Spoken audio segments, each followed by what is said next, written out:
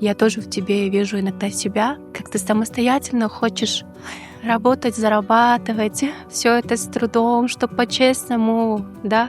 Вообще тема денег, она у меня, мне кажется, тема того, что я захотела работать сама, там, сепарироваться от вас, она у меня началась, мне кажется, с лет 12-13 еще. Оказывается, не особо и нужно стараться прям на все 100 быть во всем сильной, идеальной. Во-первых, скажу честно, быть дочерью знаменитой личности — это сложно.